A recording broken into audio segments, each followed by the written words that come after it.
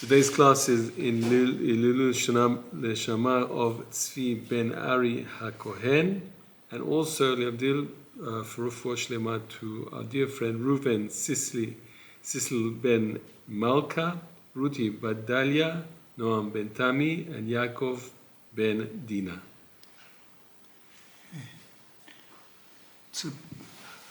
Hilchot Shabbat. Laws of Shabbat. Saparis v'rechitza. Taking a haircut and washing. Nachin l'staber yom hashishi l'chved Shabbos. It is proper to take a haircut on Erev Shabbos and on Erev Shabbos. Mutar l'staber af achar chatzos hayom. And you're allowed it's permissible to take a haircut even after midday. And there's nothing holding. There's no hold back. Who is stressed from taking a haircut then? Even according to the Kabbalah on a Kabbalistic level. Not like a lot of late authorities hold.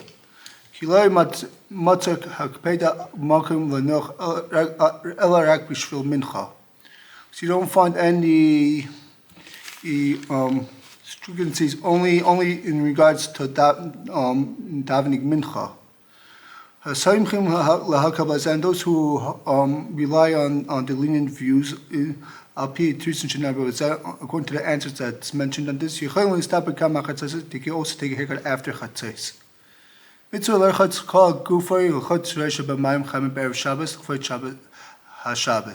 is a mitzvah to shower and bathe your head in hot water on Erev Shabbos and on Erev Shabbos. He's not able to, he shall at least wash his face, hands, and feet. It's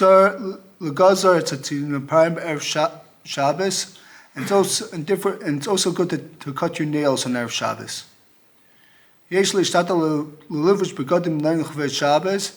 And you should put in an effort to dress in nice clothing in honor of Shabbos. And he should be glad. He should be happy to welcome the Shabbos, like he's going out to greet a king. After he showers, he should dress in his Shabbos clothing. Big Day Shabbos, clothing for Shabbos. In the Kiyum Chvet Shabbos. It is fitting to set aside special, nice, clean clothing in honor of Shabbos. Like the rabbis have said, and you should honor it from doing your ways, meaning you should your ways of Shabbos should be different than the rest of the week.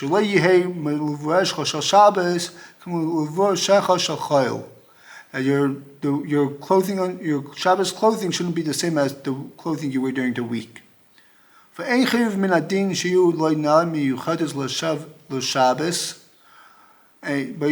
doesn't have to have special shoes for set aside for Shabbos. And to change his shoes on Erev Shabbos together with his other clothing.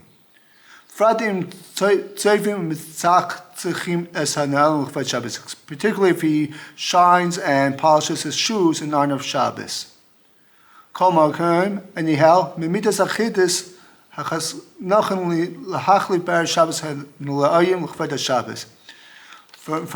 as a pious act, it is fitting to change his shoes as well on Erev Shabbos and on Erev Shabbos.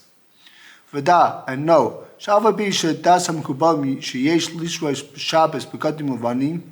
even though according to the Mekubalim, there's a concept to dress in white on Shabbos. These days that all of the major rabbis, or at least most of the rabbis, wear like black jackets and coats. You shouldn't change from the custom. And an individual that changes and decides to dress in white, he's not doing nicely. He's like a groom dressed going amongst mourners. So you shouldn't dress in white. He's saying Rav Yosef, he is saying here you should not dress in white. No. If you're in a place that everybody wears black. If you replace that, everyone wears black. You're in But Tsfat here, Israel. everybody wears white. Kama evel tzarich la'achlif begata b'Shabbos levush b'gdei Shabbos. And someone who's in mourning from one of his 7 relatives, he should also change his clothing and dress in his Shabbos clothing. Philip takes Shivas Yimei ha'evel, even if he's during the 7 days of first 7 days of mourning, the first week. Chol shekain lachar mikain, even more so afterwards, during the rest of the year. B'Shabbat Shabbat Yud Beis Shana Yud Beis Chodesh L'Ptes Aviv Ima, during the rest of the 12 months for the passing of his mother or father. Ki ein avel Shabbos, because there's no mourning on Shabbos. K'may she'amar b'Yerushalmi, like it says in Talmud Yerushalmi. Kibbut habayis, cleaning the house. Mitzvah l'chabed l'nakas as habayis b'erev Shabbos. It's a mitzvah to honor and clean the house on erev Shabbos. L'hatiach u'l'shartiv etzaritz b'lchvet Shabbos, and to sweep and wash the floor in honor of Shabbos. Av eila shenahagu shleila diach haritzba b'teishes yom shechodesh av. And also those who have the custom not to clean the floor during the first 9 days of the first 9 days of month of Av. Shabbos Chazayin, Yishvu Yedichu Esarit B'Chvet Shabbos. Shabbos Chazayin, which is the first Shabbos, the Shabbos before Tisha B'Av, he should wash and clean the floor in honor of Shabbos. And so to a mourner who's in the first month of mourning, is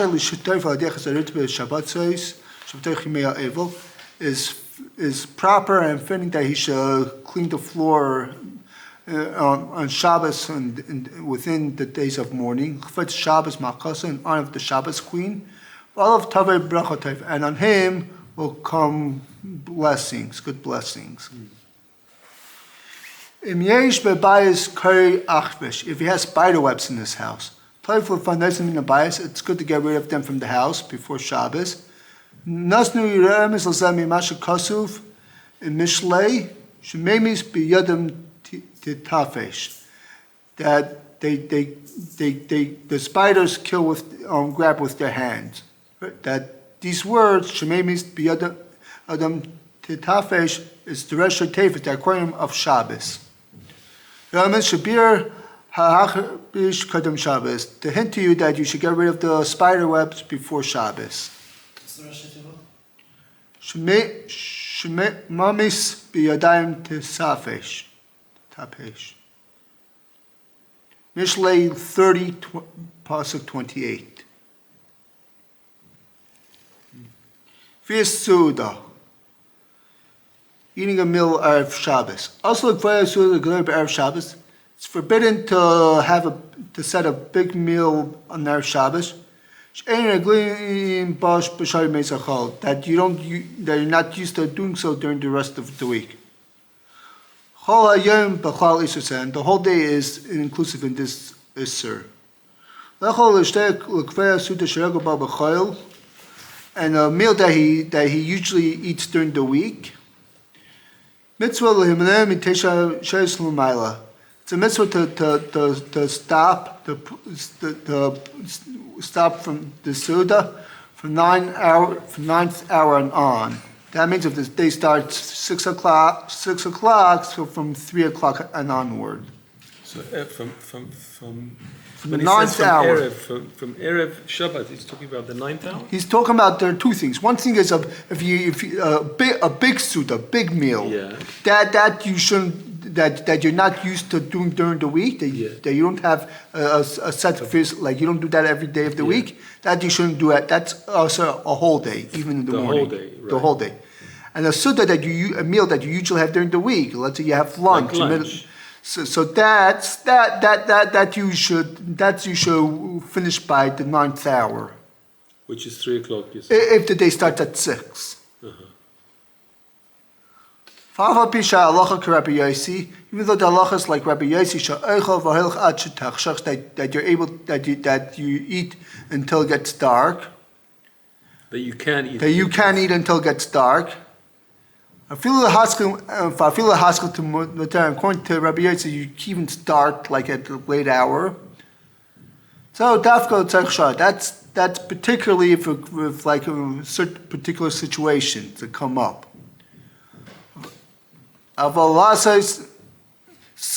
Can't tell me, but to do so on a regular basis, it is there are those who forbid it from the 9th hour and on. Like Cain, if not so, it looks like he's cheapening the honor of Shabbos. There are those who say that you're allowed to make a meal, a suda for a wedding on Erev Shabbos.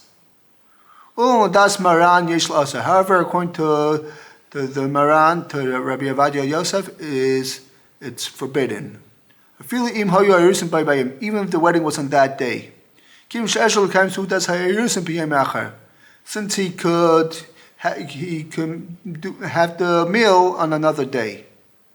Well, I don't understand that. If you get married on Friday, yeah, you have to have the meal on the Friday.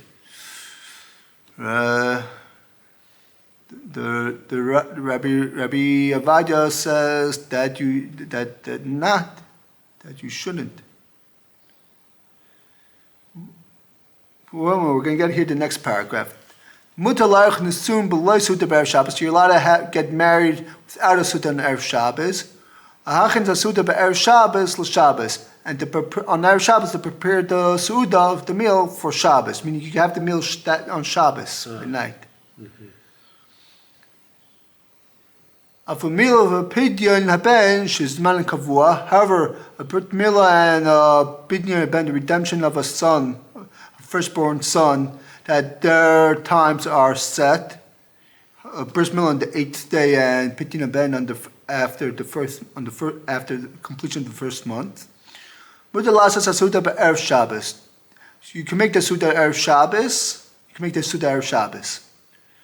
Mutter lassen shidduchim ksivas tatnem bekinyan be'erev Shabbos, and you can make match. You could make a shidduch between a match between a groom and the bride on erev, and write the conditions between the families and on erev Shabbos. So that someone else shouldn't come jump in front and take the other potential. Even if there's no gifts over there given over there, it's chashiva suda mitzvah. It's considered a suda's mitzvah.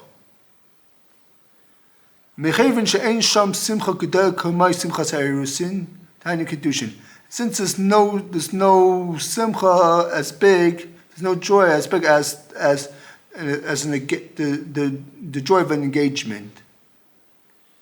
And over there, and by engagement, you don't make such a big. It's not big a suda over there. You make a small thing, so therefore it's not such a big issue to do this on Erev Shabbos. Erev Shabbos. I'll call upon it, and anyhow, this that you have like fruits and different types of goodies to give out to people to eat. After the writing of the conditions between the families, you have what to eat. Like pashut shemuter. It's simple that this is allowed, non-issuistic. Ein malim be'erev Shabbos ela mila b'zmana. You don't make a bris on Erev Shabbos only if it's in its time on the 8th day. Of a mila shalei b'zmana, however, if it's for some reason the bris is delayed, the time of the bris is delayed.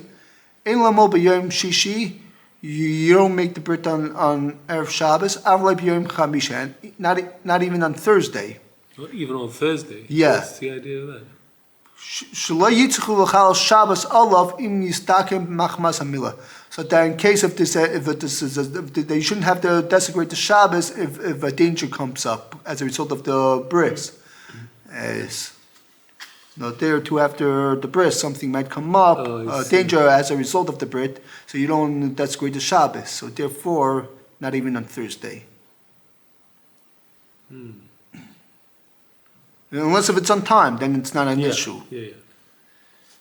Redemption of the firstborn son that's done on Erev Shabbos. Even if it's time already passed, meaning for some reason it wasn't done at the completion of the first month, and it's still not an issue. You're allowed to. Yeah. You're allowed to make a suda on Erev Shabbos in honor of the mitzvah. However, you should make the suda in the morning in honor of Shabbos. So that way, you don't make a suda after the ninth hour, which is not in honor of Shabbos. If it's possible, it's good to do the pidyon the night before, the 31st night, which is Thursday night. Then you make the meal to suda with joy and song as it's fitting. Suda's bar mitzvah, a suda for a bar mitzvah, on the 13th day when he enters the obligations of mitzvah, is a Cuban upon the boy. Mutalas is Erev Shabbos. You're allowed to make the suda on Erev Shabbos.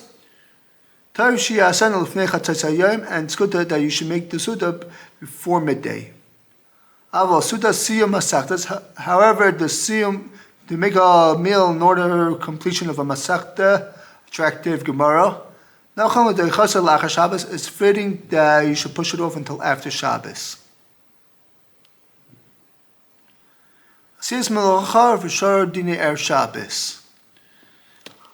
Doing work and other laws in regards to Erev Shabbos. A person should not travel on Erev Shabbos, go on Erev Shabbos. Should not travel more than 3 parsas, which is anywhere in a range between 7.15 mile to 8.94 miles, and that is 11.52 to 14.4 kilometers, depending on different opinions of how much a parsa is. So you should not travel from the beginning of the day to more than this. So that in order he should reach either his house or wherever he's going for Shabbos, someone else's house, he should reach there in time for Shabbos. Only he should put an effort to reach home or wherever he's staying when it's still bright outside, when it's still early. So that he or his people of his household could prepare his needs for Shabbos as it's fitting properly. Only if he informed them beforehand that he's going to arrive at Shabbos. And they, meaning the household, they're going to prepare everything for him for Shabbos. And since he doesn't have to, since that's going to be the case, he's not going to have to do the preparations himself. So therefore, he has more time. No,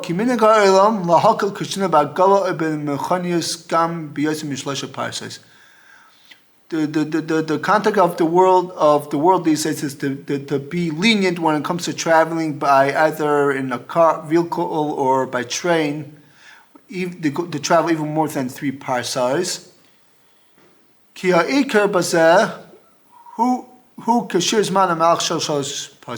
the main thing here is the time that it takes to travel 3 parsas. Shem Yud Beis mil, which is 12 mil.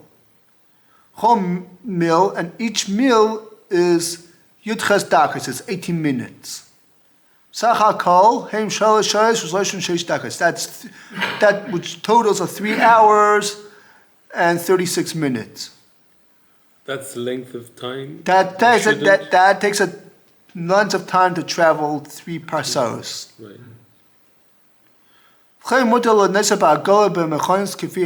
therefore, you could travel by train or a car this amount of time of a bit more than 3.5 hours, even if you're traveling more than 3 parsos.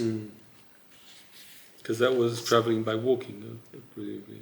Yeah, or by a horse, donkey.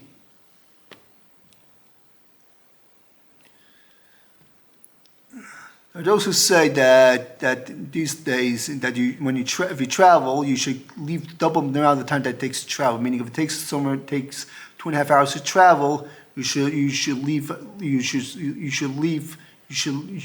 at least 5 hours before Shabbos comes in. Yeah.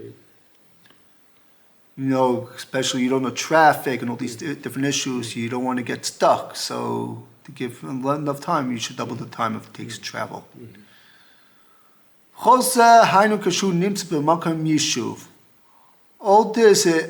is when he's in a place of in a habitated area. Where over there he can make the proper preparations for his Shabbos needs. If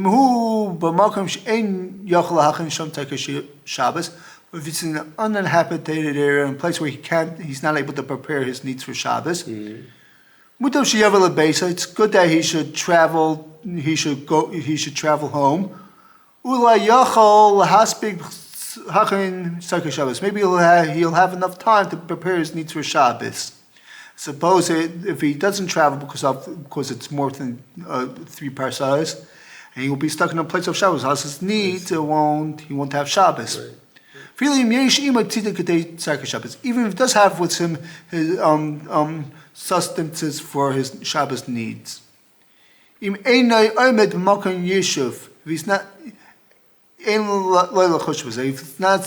he's not in an habitated area, he shouldn't think about this much. He should just travel home.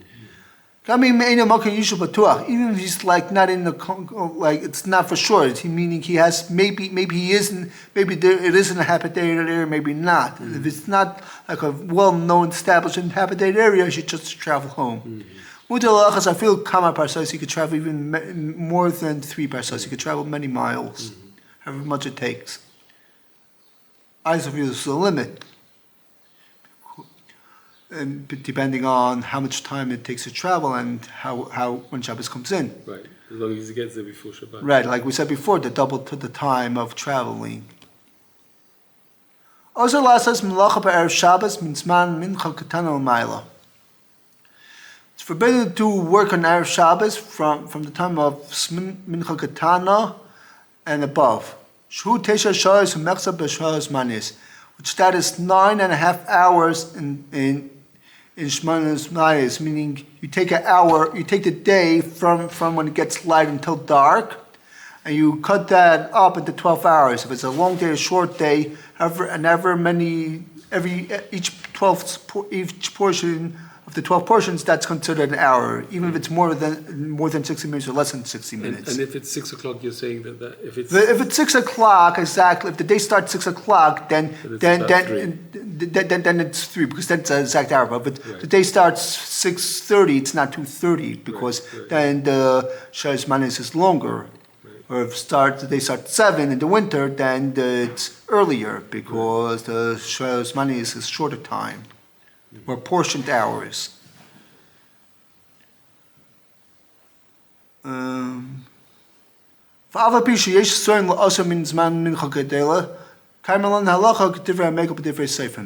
even those who hold that's forbidden to do the work from Mincha Gedela, which is half hour after midday, we've established like those who are more lenient, and you only stop only from 9.5 hours. Whoever does work from after this time, he will never see a blessing come in from this work. after the 9th hour? After the 9.5 hour. And all this is when you're doing like labor work. For Paramakti of a Mischar, however, if he has a shop, it's permissible until the time of lighting candles. That is 20 minutes before Shkia. And so is the accepted minhag, and they have what to rely on. Hadavar Pashat Shchani is Mukailas Shemechan Kominim Machamisha. It's a simple thing that the groceries that sell all different types of food and drinks, B'chol Tzarkei Shabbos, they're in the category of the need for Shabbos. And it's permissible for them to sell until like very close to the Shkia, the sunset.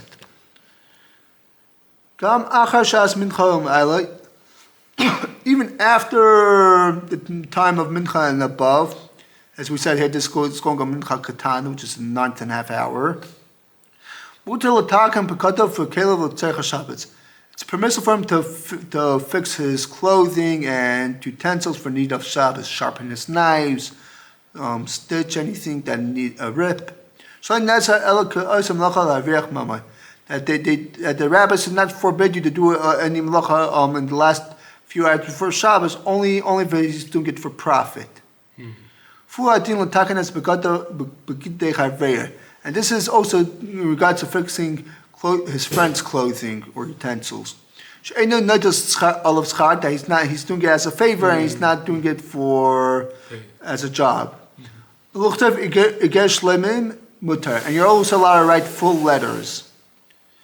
However, you're allowed to do on Chol HaMoed or on Erev Pesach, you're allowed to do on Erev Shabbos.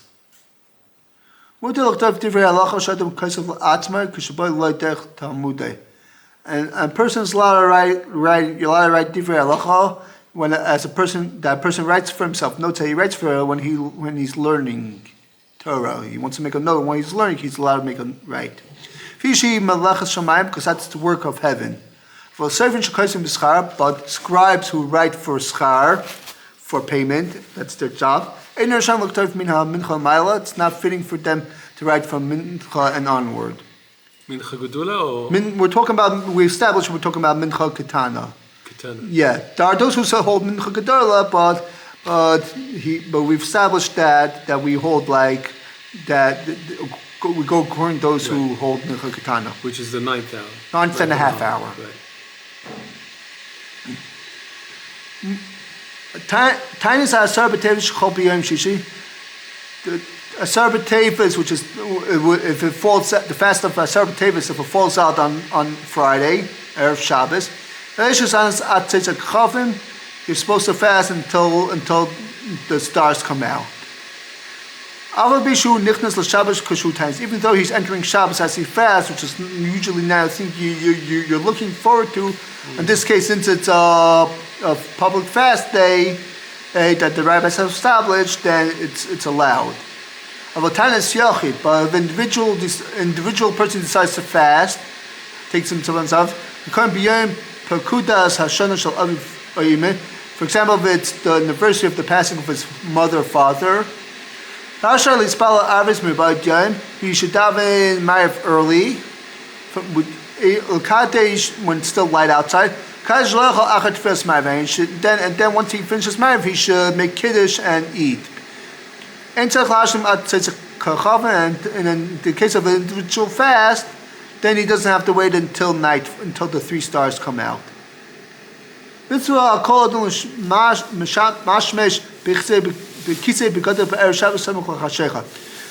mitzvah of a person to check his pockets of his clothing that he's wearing on Erev Shabbos close to when it gets dark. They shouldn't have something muksa and carry something which he's not allowed to carry. Even more so, a person should be careful to check his pockets in a place where there's no eruv in the streets. Maybe he's going to forget and he's going to carry something into the public domain, which is forbidden.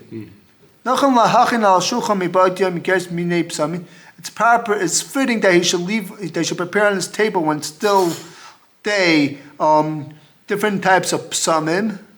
And the choicest thing, psamim to have out is hadas, threefold, sholosh, which is like where you have three leaves coming out on each level. Shabbos and on the Shabbos, so that you could complete the 100 brachas that you're supposed to make on a daily basis.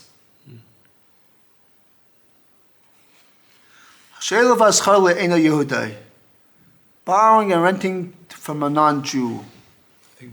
Okay. Yeah. Shkoyach, Chazak u'Baruch.